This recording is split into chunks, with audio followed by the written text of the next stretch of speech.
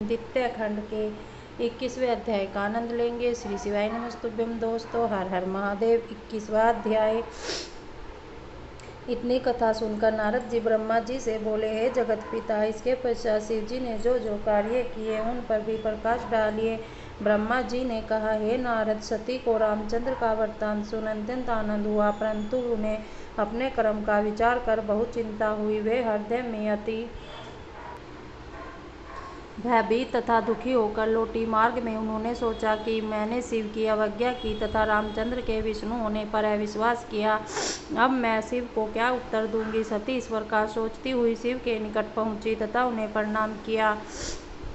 शिव जी ने कुशल क्षेम पूछ हंसकर कहा, हे सती, तुमने रामचंद्र की जिस प्रकार परीक्षा ली वह सब हमें बताओ। सती ने यह सुनकर लज्जा से सिर नीचा कर लिया और कोई उत्तर न दिया। तब शिव जी ने ध्यान धरकर देखा तथा चरित्र सती ने किया था उसे जाना। उन्होंने अपनी पहली बात को जो विष्णु को अभिषेक के समय कही थी स्मरण कर अत्यंत क्रोध किया और हृदय में निश्चय किया कि अब यदि मैं सती से प्रेम करता हूँ तो मेरा प्रथम वाक्य झूठा सिद्ध होता है।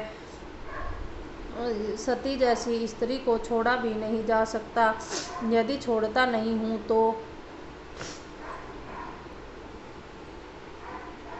तो जो मैं पहले कह चुका हूँ वह वाक्य झूठा होता है। अस्तु, शिव जी ने पुनः सोचा और निश्चय किया कि अब सती से भेंट न होगी। मैं अपने वचन को झूठा नहीं करूँगा। यह विचार कर शिव सती को छोड़ अपने स्थान को चल दिए। जिस समय वे वहाँ से चले तब आकाश से यह शब्द हुआ कि हे शिव, आपने अपने वचन का पूर्ण रूप से पालन किया। आपके समान दूसरा कौन है जो इस प्रकार अपने वचन का पालन करे। यह सब सुनकर सती भयभीत हो गई। उन्होंने कुछ सोचकर शिव से पूछा, हे प्रभु, आपने क्या निश्चय किया है। आप सत्य बोलने वाले हैं। अस्तु, आप मुझे सत्य सत्य कहिए। सती के बार बार पूछने पर भी शिव जी ने यह बात छिपा रखी। यह देखकर सती को विश्वास हो गया कि शिव जी ने उन्हें त्याग दिया है। कुछ देर पश्चात सती शिव जी से बोली, हे नाथ, मैंने जो कुछ भी किया है वह अज्ञान तथा मूर्खतावश किया है। अब आप दूध और पानी अलग करके देखें, क्योंकि प्रीति की यही रीति है। मैं स्वयं ही अपने कर्म पर लज्जित हूँ। परंतु शिव जी ने उस बात को प्रकट करना उचित न समझा। वे अनेक प्रकार की कथा आदि के सुनाने में समय टालते रहे, परंतु अंत में उनको सत्य बात कहनी पड़ी। इस प्रकार वे कैलाश पर्वत पर पहुँचे। शिव जी मन में विचार कर बरगद के नीचे आसन लगाकर बैठ गए तथा अपने स्वरूप का ध्यान करने लगे। इधर सती मंदिर में अत्यंत उदास हुई। उनका एक एक दिन युग के समान बीतता था, परंतु सिवाय उनके और किसी को यह हाल प्रतीत न हो पाया। दिन दिन दुख बढ़ता ही जाता था। वे सोचती थी कि यह दुख कहने के योग्य नहीं। पता नहीं इस दुख संसार से मैं कब पार होंगी। मैंने शिव का कहा न माना, यह उसी का परिणाम है।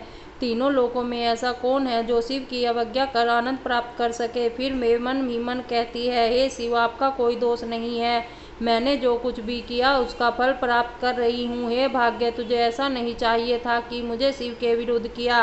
हे ब्रह्मा, ऐसे संकट के समय में तुम मेरी मदद करो ताकि मेरा शरीर बदल जाए। हे मृत्यु, मैं तुमसे निवेदन करती हूँ कि तुम मुझे संसार से उठा लो। शिव जी को इस प्रकार समाधि में 87,000 वर्ष व्यतीत हुए। इतने समय के पश्चात जब वे समाधि से जागे तो उन्होंने सती को अपने सम्मुख खड़ा पाया। शिव जी ने उनको अपने सम्मुख बैठाया तथा उस बात को समाप्त कर अन्य बातें आरंभ की जिससे सती को कोई दुख न हो। इस प्रकार वे प्रसन्न रहने लगी। शिव ने भी अपने प्रण को न तोड़ा। यह कोई आश्चर्य की बात नहीं है कि सती को पिछली बात का कुछ दुख न हुआ। वे सभी बातें भूल गई। शिव जी प्रत्येक शरीर में हैं। बहुत से मुनि यह कहते हैं कि शिव शक्ति का बिछोह यह पीछे के वचन है। शिव के चरित्र कर हर कल्प के अलग अलग हैं। कल्प भेद का हाल किसको ज्ञात है। वे जो कुछ करे सब उचित है, इससे गुप्त एवं कठिन है, उसको कोई नहीं जान सकता। शेष तथा विष्णु भी उनके चरित्र का वर्णन करने में असमर्थ हैं। यह जानकर भक्तों को उचित है कि संदेह रहित होकर उनकी पूजा आराधना करे। हे नारद, इस प्रकार जब बहुत समय व्यतीत हो गया तब शिव ने अपना वह चरित्र किया जिसको देखकर सबकी बुद्धि भ्रमित हो गई। श्री शिवाय नमस्तुभ्यम। दोस्तों हर हर महादेव। हम द्वितीय खंड के 21वें अध्याय का आनंद ले रहे थे दोस्तों। श्री शिवाय नमस्तुभ्यम। हर हर महादेव।